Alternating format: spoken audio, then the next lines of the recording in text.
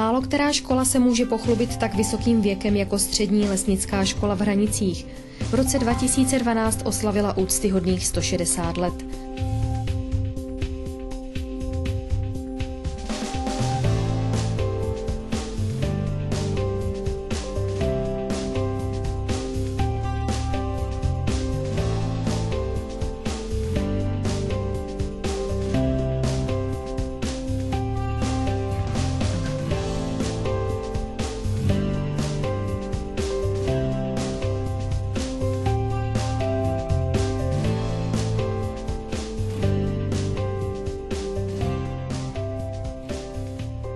Střední lesnická škola v Hranicích v loňském roce oslavila 160 let od svého založení. Je to škola, která je nejen tradiční, ale i moderně se rozvíjí. V oblasti svého působení je jediná svého druhu na Moravě. To znamená, že poskytuje maturitní vzdělání všem uchazečům z 5 moravských krajů, z východní části Pardubického kraje a také uchazečům ze Slovenska. Celkem škola má 360 žáků, z toho je asi 60 děvčat. Jsme velmi rádi, že děvčata studují tento obor a také se uplatňují. Tato škola má hodně praktického vyučování, z celkového objemu výuky je to asi 40%, takže je nutné, aby uchazeči, kteří se k nám hlásí, byli zdravotně zdatní. Střední lesnická škola v Hranicích nabízí svým studentům příjemné učební prostředí s moderní výbavou. Úspěšně čerpá finanční prostředky z Evropské unie, za které pořizuje kvalitní vybavení tříd s využitím informačních a komunikačních technologií. Důkazem je například tato audiovizuální učebna, kterou nechala škola přebudovat z původní odborné pracovny z roku 1971.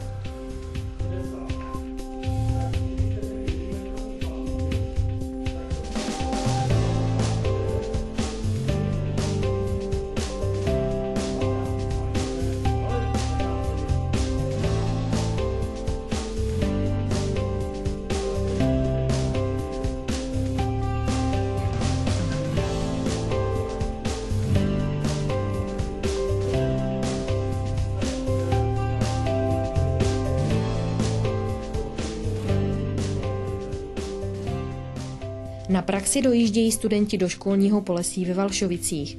To bylo založeno v roce 1921. Slouží k rozvíjení odborné a pedagogické práce učitelů, k praktické výuce žáků i jejich zájmové činnosti. Ti tam mimo jiné skládají také praktickou část závěrečné maturitní zkoušky.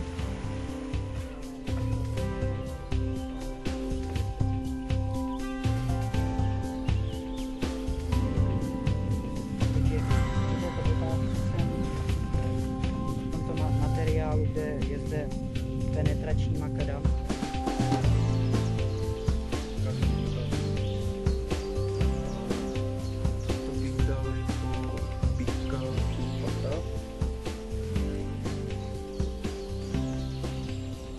Školní Polesí drží krok se současnými trendy, modernizuje stroje a zařízení a zavádí do praktické části výuky nové technologie, aby se s nimi žáci mohli seznámit dříve, než nastoupí do pracovního procesu.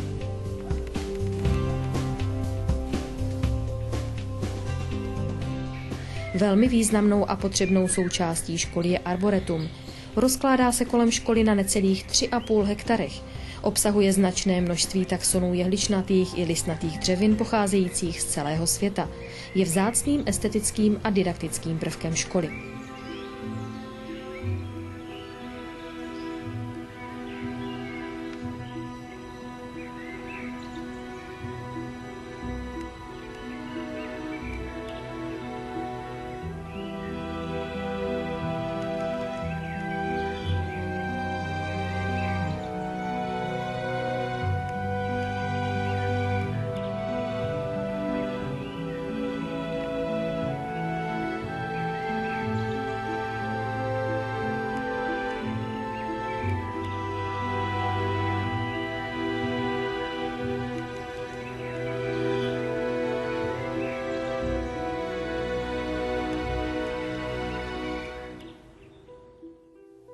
Mimoškolních aktivit se žákům nabízí hned několik. Mohou si vybrat ze zájmových kroužků mezi trubačským, včelařským, rybářským, řezbářským, sokolnickým či některým sportovním a podobně.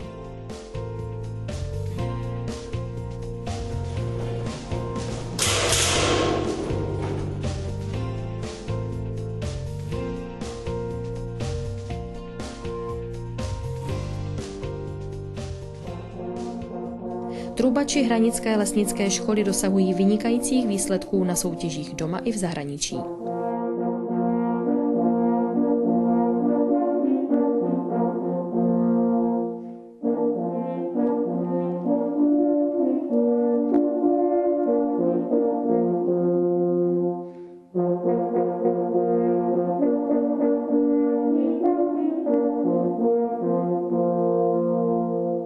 Největším úspěchem pro trubače je určitě zahrát si v pražském Rudolfinu.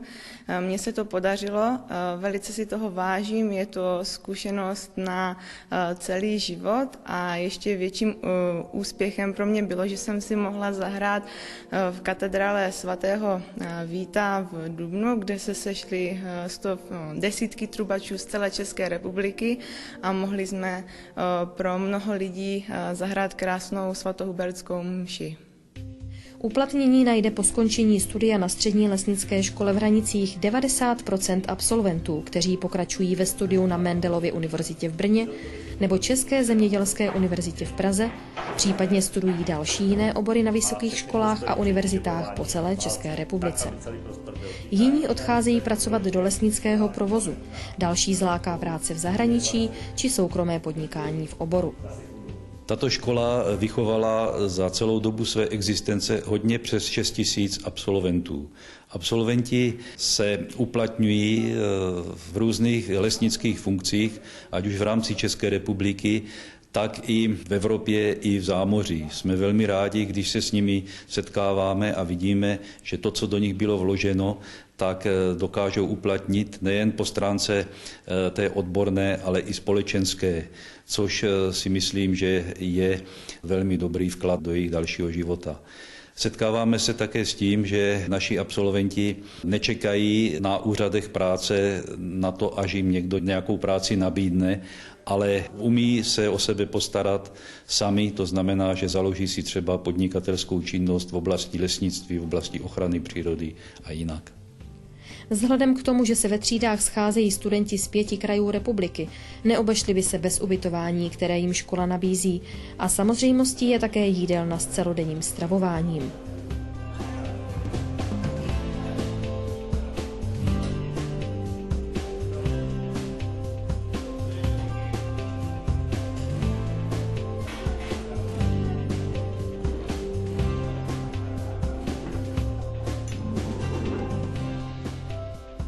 Bonusem k poctivému studiu je získání loveckého lístku, zbrojního průkazu, řidičského průkazu a průkazu k obsluze motorové pily a křovinořezu. Jsme rádi, že můžeme mladou generaci vzdělat v přírodovědném oboru, jakým je lesnictví, protože v současné době je velmi důležité mládež dostat od počítačů do přírody tak, aby v této přírodě konala to, co les a životní prostředí potřebuje.